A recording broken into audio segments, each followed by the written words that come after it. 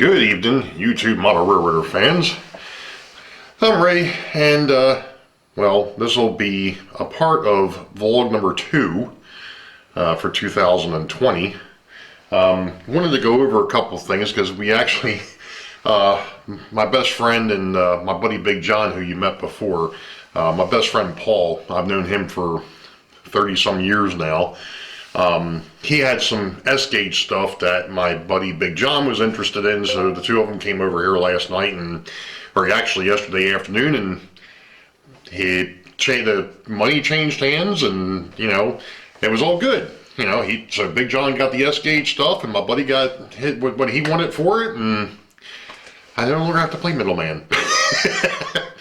But anyway, while they were here, a couple of interesting things came up.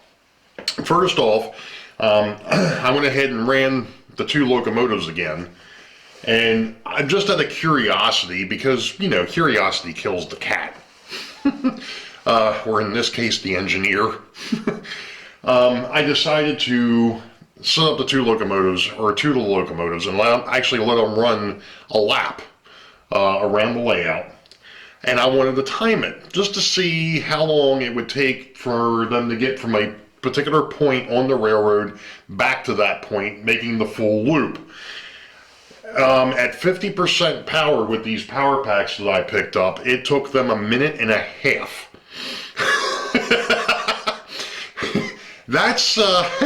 That's pretty insane.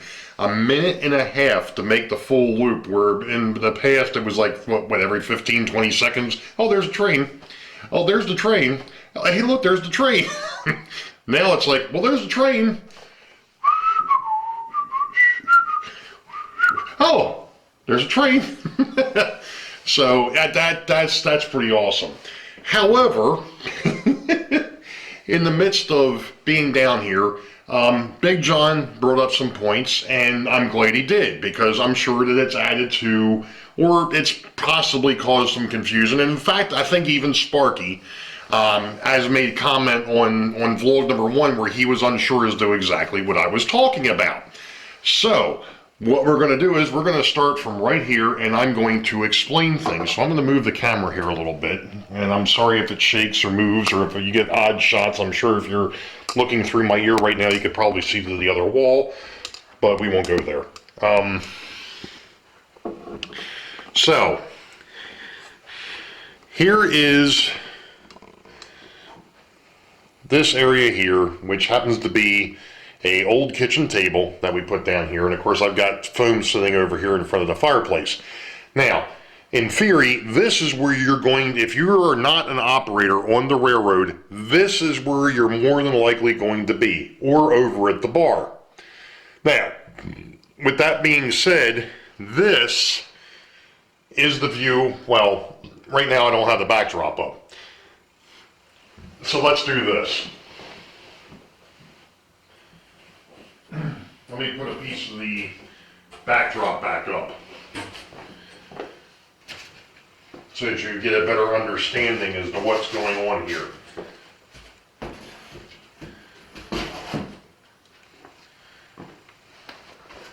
From that to the edge of the layout here is what you see. So as you're going down, obviously you're not going to see the board, the 2x4s that are sticking up. That's part of the backdrop. So that is the viewable portion of the layout. From the 2x4s and those black bars to the front of the layout is the viewable portion of the layout. Now, I say the black bars down here, and I'm sorry if I'm going to shake the camera again. Oops, I just hit the ceiling. Low ceiling, low bridge.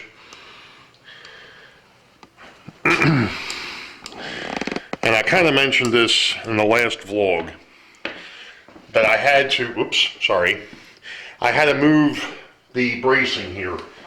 Originally, that brace was sitting here, so that you wouldn't see these 2 tracks.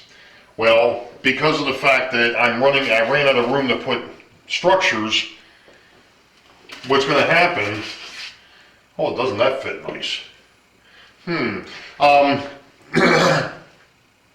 You still won't see those 2 tracks in the back.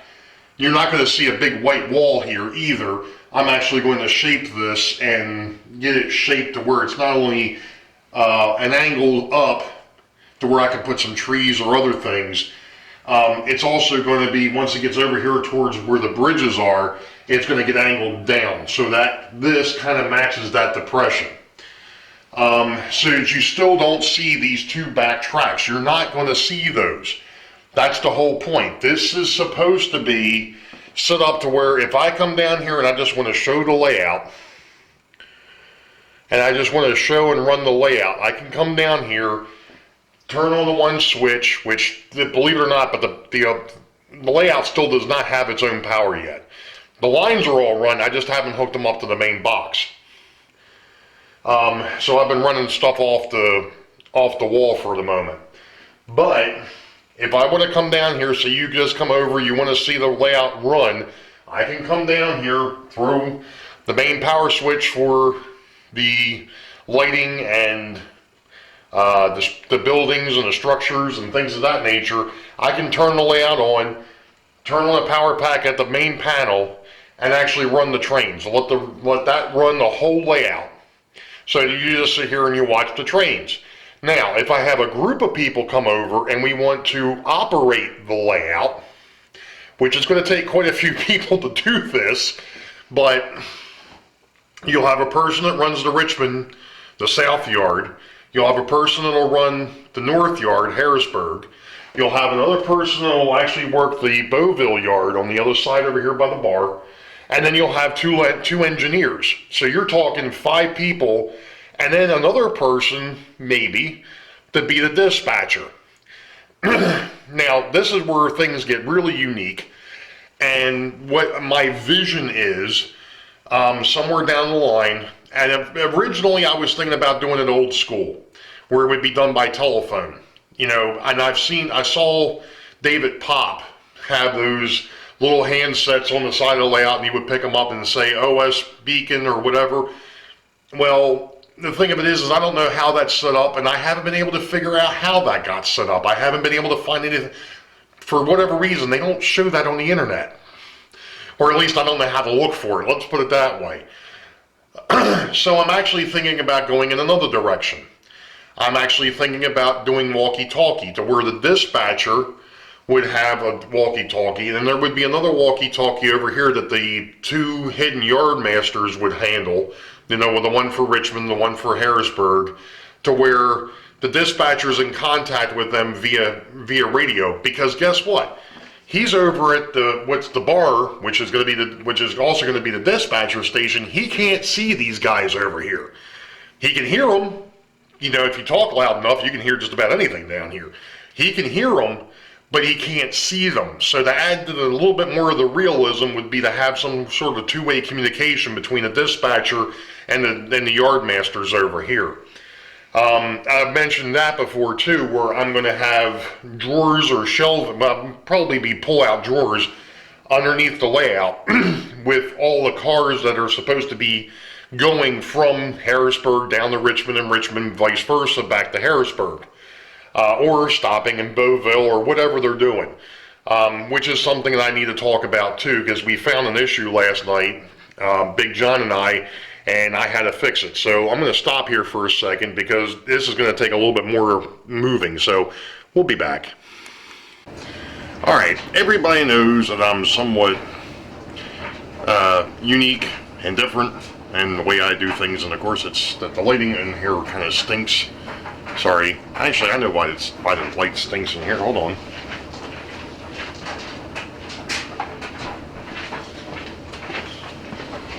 Not really sure that helped, but hey. Anyway, we're sitting here. Well, we're not sitting. I'm standing at the moment, but I'm here at the workbench because I had made a post on Facebook that I had electrical connectivity issues with some of my turnouts. Well, I figured out why. And these are older, I get it. I understand. And eventually they'll be replaced. And the reason why I say eventually, because that's the way it's going to be. It's going to be eventually. Anyway, what I found was, using my multimeter here and having it set for continuity, and for whatever reason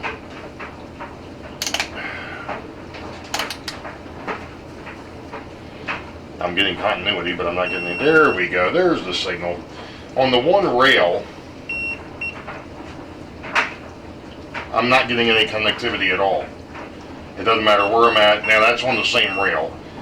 The point, I'm not getting anything, and on the outside rail, I'm not getting anything.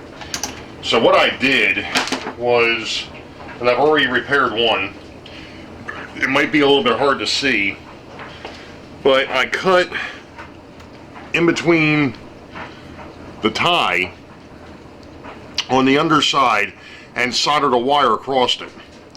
So that way now there's connectivity between the inside rail and that outside rail where the switch point goes.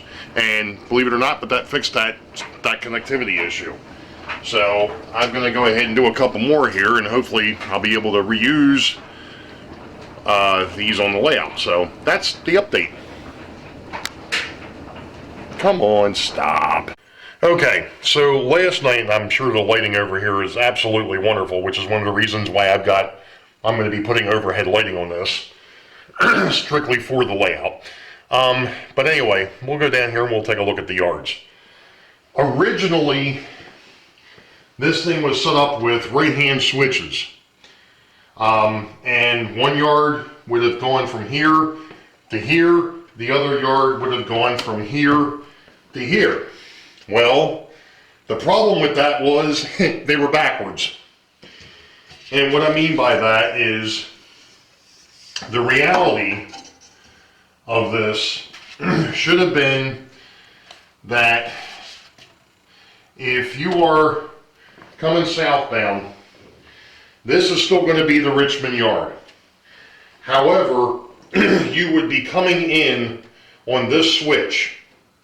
This switch would be set to straight, and you would actually come into the yard on that switch. Now, obviously, I don't have the tracks here yet, but that's what would happen. Now, if I'm the yard master for Richmond, I'm then taking that, pulling out the drawer, taking the cars off, putting them onto the drawer, closing the drawer, and then whoever has the next northbound train, there would be 3 tracks here. One of them would be for local. One of them would be for the passenger run, and the other one would be for a freight run. Now, you have the local, and what I mean by local, that means it's going from Richmond to Boeville. That's it. That's all that local does. It's going to go from here to Boeville, and that's it. Or from, if you're on Harrisburg, you would be going from Harrisburg going south to Boeville. Either way. The second one, like I was saying, would be a freight or a passenger, and the other one would be freight or passenger as well. Those are through trains. While the passenger train may not be a through train, it may be stopping at Boeville, but we'll get to that later. But you have your express passenger or local passenger and express freight. And what I mean by express freight is you have somebody that's going to pick up that train, and he's going to go out, and he's going to go, in this case we're going north, go through Boeville, go all the way around, and his train would then stop in Harrisburg. That's it. So there's no stopping, no nothing. It's a straight shot. He's just going to go from the south yard to the north yard. That's it. So the problem was when I was using the right-hand switches, the trains were actually coming in on the crossover, which meant that they would have been in the wrong part of the yard.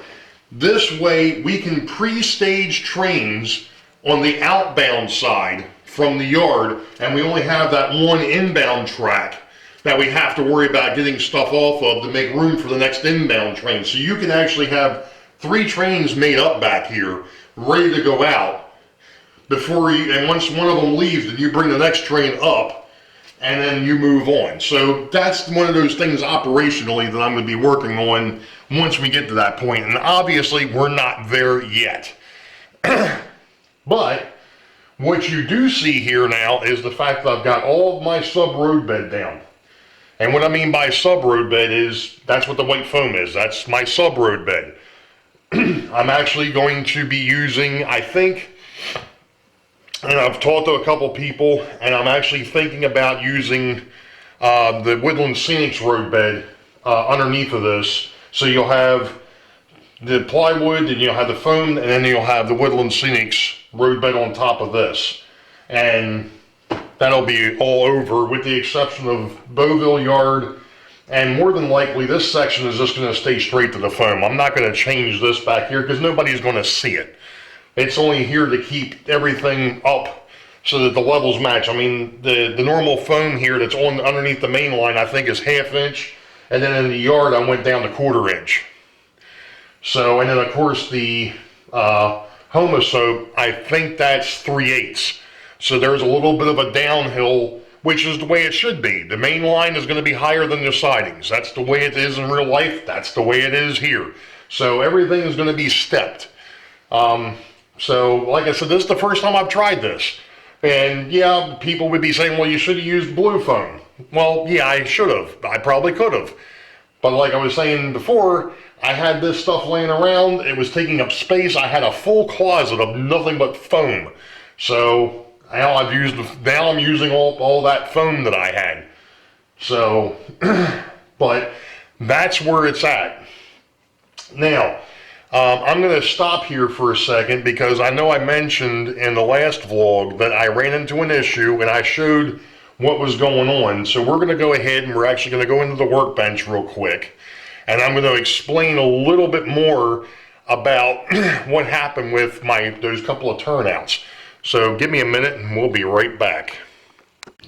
Okay, so here we are back at the Workbench. And I'm going to try to explain a couple of things with this. I'm hoping, I'm sorry if I'm shaking the camera, I'm trying to get it into a position where I can show a couple things here because I had some questions that came up about what was really going on with these things. And we've got ourselves, welcome aboard, by the way, to the Gnomestead Railway, or the Gnomestead, I think it's Gnomestead Railway. He's a fairly new model railroader and was wondering about the turnouts. And he was saying that in the comment that he left me, he said he was having issues with the turnouts where they were jumping, where the rolling stock was jumping on them. So I'm going to try to explain a couple things here real quick and also show you exactly what it is that I had to do. Now, I found out that one of the switches that I repaired was not only bad in the one direction, it was bad in both directions. And I'll explain that here in just a minute. Because what we're going to do is I'm actually setting up in my vise here the switch, or the turnout, as it were. Now, I'm going to turn my meter here. I've got an old Fluke 87. Wonderful meter. And to be honest, any type of a multimeter is really indispensable for model railroading. You need one. You don't need to go out. This happened to belong to my dad. My dad used to sell electrical test equipment. This was one of my dad's demo units, probably 20 years ago or more. So unfortunately, when he passed away, I was able to acquire some of the stuff that he had.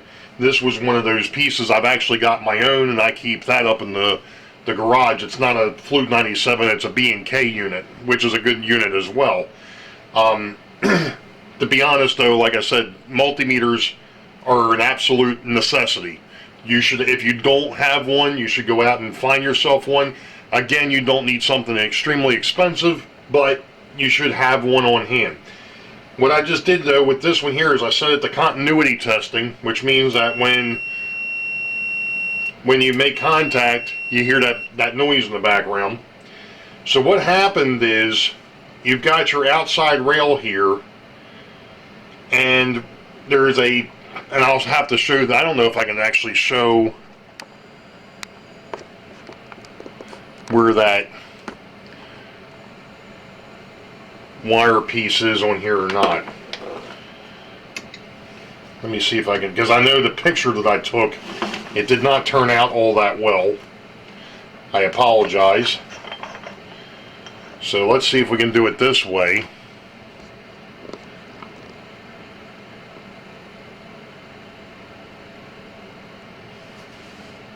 Aha, there it is. I believe. If you look right here, there's an extra piece of wire underneath the rails.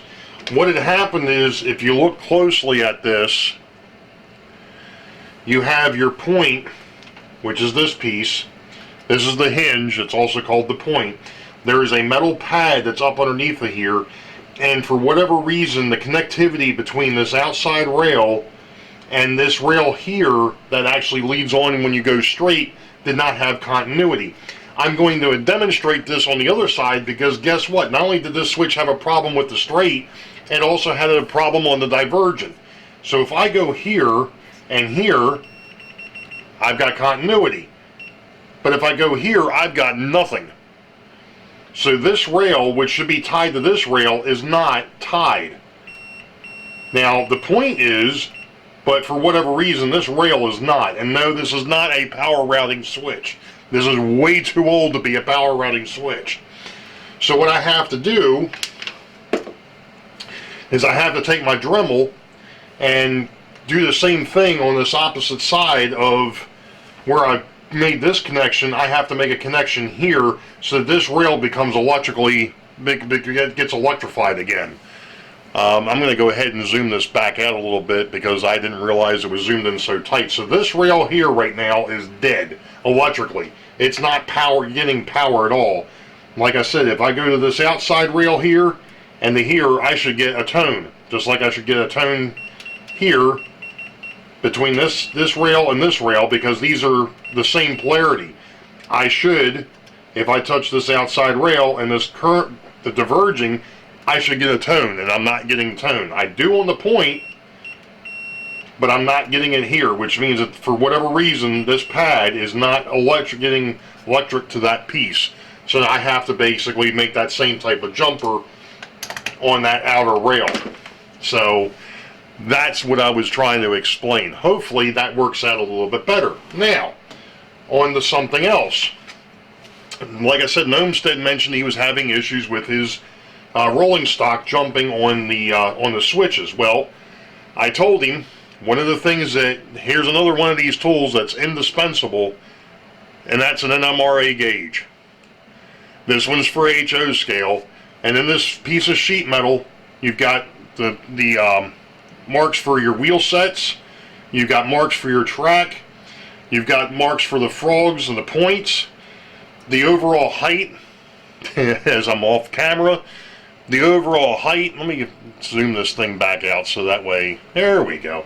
The overall height tells you, and the size of the thing, really, not just the height, but the width, will tell you where you can have stuff in relation to the track. One of the things that I did mention to him, and I think it's pretty much, any turnout that you get, you're probably going to have to make some modifications to. You're going to have to make sure that, your routes are straight, that's another nice thing with this here, is you can take this, and I can actually sit here and put it into the frog. Yeah, that looks good. That looks good. I can use the one side here for the flangeways, for the guardrails, make sure that they're set correctly, which this one here is in good shape. One of the things that's always been mentioned too with a turnout is these closure rail, or making sure that these rails here are actually slightly bent a little bit. That'll help guide the train through. A lot of times these are not engaged, and you can check that again by doing this, and this one here seems to be in pretty good shape. Actually, this rail is a little out, so I can just take my fingernail and just kind of tease it back to where it's engaged for the entire run, which now it is. I'm going to go ahead and do it this direction, and I can switch the switch machine here, and I can actually check it in the opposite direction. That looks good. So, that's the things that you want to check. You want to make sure your flangeways are good here. You have to remember that some of the older equipment, the flanges were different than the newer equipment, and some switches they'll tolerate it, some switches they won't. You may have to go in and take your razor saw, which I don't have in here. My razor saw is actually on my other bench. And, you know, just very gently kind of run the saw through here and deepen the flange way a little bit if you're running older equipment. That way it won't pick it. And that's really the problem, is the wheels will pick those spots. And if there's a problem in here, if you've got any type of dirt, or if there's a piece of flesh or something like that in here, it couldn't be in a worse spot. That's not where you want a problem, is inside these guardrails or this flangeway here, because it's just, you're asking for nothing but trouble. And one other thing of note, this point here, let me go ahead and bring out my point, which is this point here. You do not want to file that down. You can file the guardrails a little bit. You don't want to file them down to a point where they're not going to work, but sometimes they stick up a little bit. You can kind of feather them down a little bit. That'll help. But you do not want to touch anything in the frog area. That's not unless there's something in here that doesn't belong. But you don't want to touch that point on that frog, because it will cause you issues down the road. But like I said, this thing here is extremely handy, and if you don't have one, get one. Other than that, we're done here for the moment, because, well, I'm going to go out and actually, you know what, get back on the, hey, there he is. There's the ugly mug. Oh my goodness. Alright. Yeah. Rosin. Flux. So, I'm going to go ahead and do some work on this switch. I'm actually got another right-hand switch sitting down here. I'm going to check it out if it's good, then I'm not going to bother modifying this other switch right now. I'll worry about it later. But that's where we're at for the moment. So I'm going to go ahead and I'll catch y'all in a bit. Well, good evening. I'm back again. It happens to be January the 12th, 2020. It's the day after my birthday. I'm not sure. In fact, I know I didn't put it up on FB, but I had a little bit of an issue this week. I'm basically running around slightly one-handed. I fought with ice and ice won. We had a snowstorm Tuesday night into Wednesday, and when I got into work Wednesday morning, I found a patch of ice. So I tried ice skating without ice skates. So I'm going to be a little out of kilter for the next 3 weeks to possibly 6 weeks.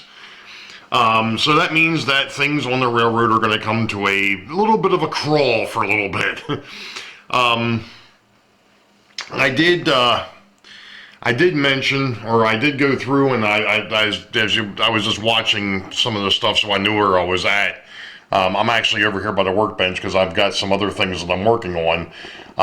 But as you can see, I've got better part of in fact, all of the road bed or sub-road bed is now down. I'm going to go ahead and get a hold of some road bed. I've started working on the area across the base of the steps, that 15-inch area. Trying to get things so that kind of get some ideas as to what's going to happen over there. I realized the other night, and if you notice too, there's a bunch of locomotives sitting out here.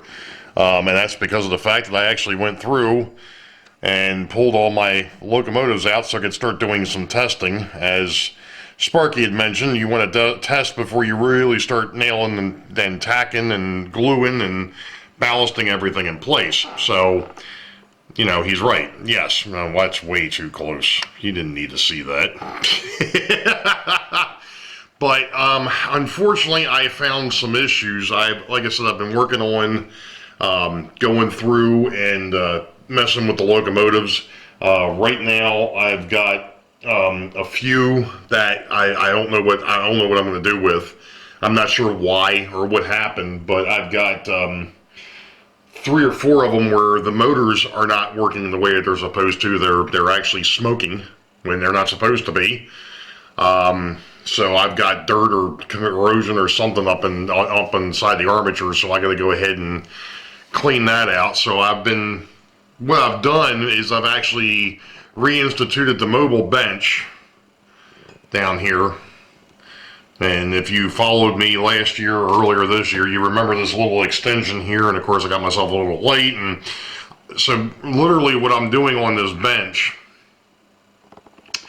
is just making sure that the wheels are clean, the contacts are clean, so on and so forth. And if I find that I'm not having luck here, they're going to go into a box. That box is going to go back to the stationary workbench where I've got more, and where I'm going to have more stuff back there to work with or work on the locomotives. This here is just a quick test. Yeah, I've got power. Yeah, they're running. Okay, great. Let's throw them on the track. Hey, do they run? Nope. Okay, back in the box. Let's go ahead and mark them and send them back to the big workbench. So far, everything seems to be okay, but like I said, I did run into a couple locomotives. My GG1 has got an issue with dirt or something on the commutator. My SD40, my Atron SD40 has got an issue. Both of my Proto 2000 BL2s right now are in this box of shame. So I'm just, thankfully, I'm not sure what caused it or how it happened, because I mean, as you know, I mean, well, maybe not so much for the GG1 or the SD, but for, you know, the other locomotives. I mean, my Rock Island, U-boat, and my Burlington U-boat, both of those are in this box. Same problem. They've got dirt on. Actually, the Burlington unit's got a gear issue, and I think the Rock Island might have a gearing problem as well. In other words, all the wheels which are supposed to be turning, they're not all turning. So that's a minor problem, but it's not something I want to mess with out here. I'd rather mess with it on the big bench. So I'm getting down to the last sets of locomotives. Mr. Sacco would be happy to know that both of his nickel plate road, the ones that I bought off of him, the 2 nickel plates, they've been on the layout, and they've both transversed. I think I may have mentioned it earlier, but still, again, I'll mention it one more time. I was down here last weekend and was messing around and actually timed the locomotives around the layout. It takes them 1.5 minutes. So probably not going to show any video of that tonight. Like I said, I want to go through and get some more stuff done. But you all know the deal. You wait for the high ball. Green tracks ahead. Be safe. God bless. We'll catch y'all next time. See ya. Oh, that's right. I can't do it with that hand. Oh, stop.